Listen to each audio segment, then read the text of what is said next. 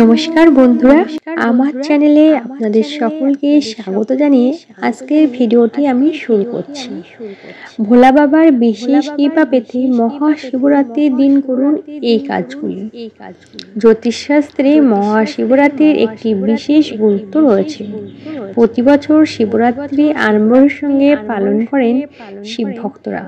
চলতি বছর অর্থাৎ 2025 সালে শিবরাত্রি পালিত হবে 26শে ফেব্রুয়ারি বুধবার।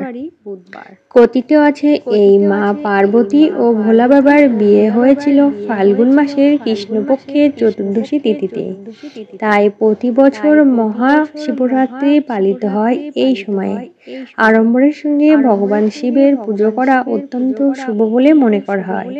যদি এই দিন আপনি ভোলা বাবাকে সন্তুষ্ট করেন তাহলে আপনার মনের সমস্ত ইচ্ছা পূরণ হবে, সকল কাজে আপনি এগিয়ে যেতে পারবেন। আর দেবাদিদেব মহাদেবকে সন্তুষ্ট করার জন্য কি করা উচিত মহাশিবরাত্রির দিন, এই সকল তথ্যগুলো আজকের ভিডিওটি আমি শেয়ার করেছি আপনাদের সাথে। তো আপনারা কেউ ভিডিওটি স্কিপ করবেন না, সম্পূর্ণ ভিডিওটি দেখতে থাকুন, না হলে গুরুত্বপূর্ণ তথ্যগুলো আপনারা মিস করে যাবেন।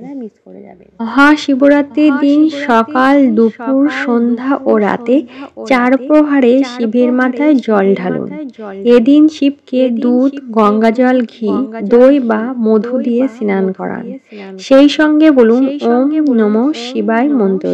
এদিন ভগবান শিবের পুজো করলে ভোলা বাবার কৃপায় আপনার জীবন হয়ে উঠবে সুখ ও সমৃদ্ধির ভরা।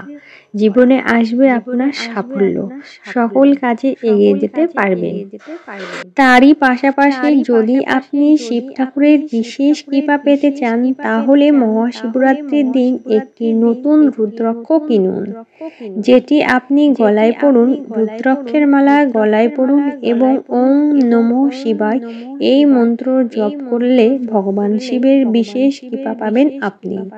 সকল কাজে সাফল্য পাবেন, আর্থিকভাবে উন্নতি হবে, সেই সঙ্গে জীবনে আসা নানান দিক থেকে আপনার জীবন সাফল্যে ভরে উঠবে। এমনকি আপনি যদি আর্থিকভাবে খুব দুর্বল থাকেন বা কোনো কঠিন রোগে আক্রান্ত থাকেন তাহলে মহাশিবরাত্রির দিন রুদ্রাক্ষ পড়ুন এবং উপোস করে শিব ঠাকুরের পুজো করুন। এতে শিবের কৃপায় আপনার আর্থিক দিকের উন্নতি হবে, তেমন আপনি শারীরিকভাবেও সুস্থ হয়ে উঠবেন। এমনকি জ্যোতিষশাস্ত্রে বলা হয় মহাশিবরাত্রির দিন শিবলিঙ্গের পুজো করা খুবই শুভ। এদিন কাঁচের শিবলিঙ্গ আপনি বাড়িতে আনতে পারেন এবং সেই শিবলিঙ্গকে নিত্যদিন পুজো করবেন। পুজো করার পর যদি পারেন শিব ঠাকুরের মাথায় বেলপাতা দেন তাহলে শিব ঠাকুর খুবই খুশি হন। আপনার বাড়ি থেকে নেতিবাচক শক্তি চলে যাবে, ইতিবাচক শক্তি প্রবেশ করবে। যদি আপনার বাড়িতে বাস্তুদোষ থাকে তাও কিন্তু কেটে যাবে।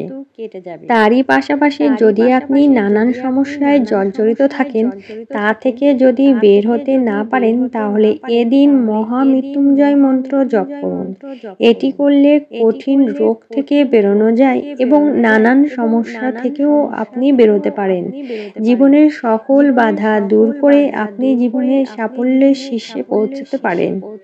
তো বন্ধুরা, দেবাদিদেব মহাদেবের কৃপা পেতে শিবরাত্রির দিন অবশ্যই এই সমস্ত নিয়মগুলো পালন করুন, তাহলে আপনার জীবনেও কিন্তু সমস্ত বাধা দূর হবে, জীবনে আসবে সুখ সমৃদ্ধিতে ভরে উঠবে।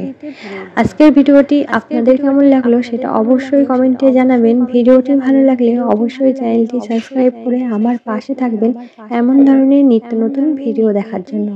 সবাই ভালো থাকবেন, সুস্থ থাকবেন। রাধে রাধে।